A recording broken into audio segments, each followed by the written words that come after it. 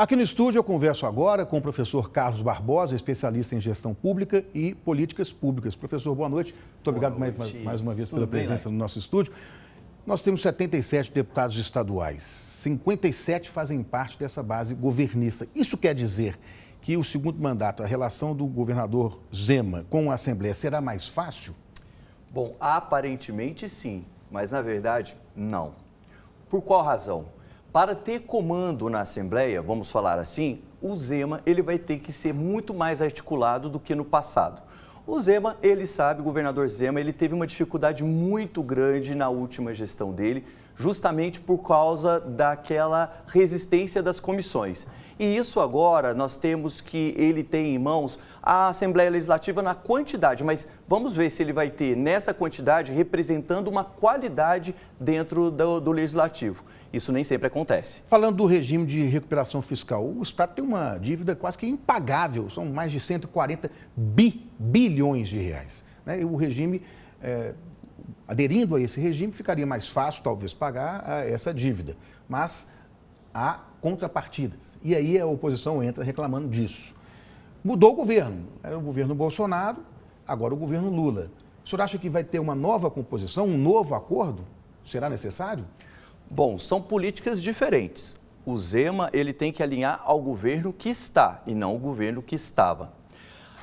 O regime de recuperação fiscal é um regime muito importante porque ele gera uma contenção de gastos do Estado e, em contrapartida, ele tem um processo de resgate de uma dívida em que ele pode parcelar ao longo do tempo. Ou seja, ele vai conter os gastos e, em contrapartida, ele vai ganhar um fôlego para pagar uma dívida bilionária. Na verdade, é uma dívida impagável. Conforme o Lair disse aqui, é uma dívida que provavelmente, sem esse apoio do governo federal, o Estado de Minas ele não terá êxito. Logo, nós temos que observar, o regime de recuperação fiscal veio no governo Bolsonaro, que exige uma contenção, privatizações, não investimento em áreas, para que esse dinheiro recomponha o Estado de Minas, os cofres públicos. Então, o Zema, imagino eu, ele vai ter que tomar uma decisão dentro desse regime de recuperação, uma vez que esse regime ele cria várias restrições que precisam ser analisadas. Tanto que há essa predisposição do governo de obter agora o apoio da Assembleia, porque o governo de Minas recorreu ao Supremo Tribunal Federal. Ele tem a garantia, ele pode aderir ao regime de recuperação fiscal pelo Supremo, mas ele quer também o aval da Assembleia. Isso é importante, também já é um sinal de que talvez a relação seja mais amistosa agora. Sim, o regime de recuperação fiscal não é uma decisão somente do governador Zema, do Estado de Minas, mas também da Assembleia.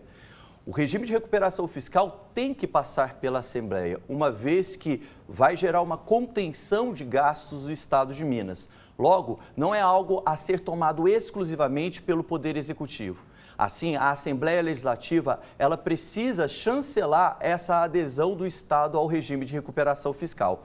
Mas atenção, isso não é tão bom assim. Por qual razão? São medidas pouco populares que vão atingir o processo de gestão do Estado. Situação em que o Estado vai deixar de investir em determinados setores, principalmente no âmbito dos servidores.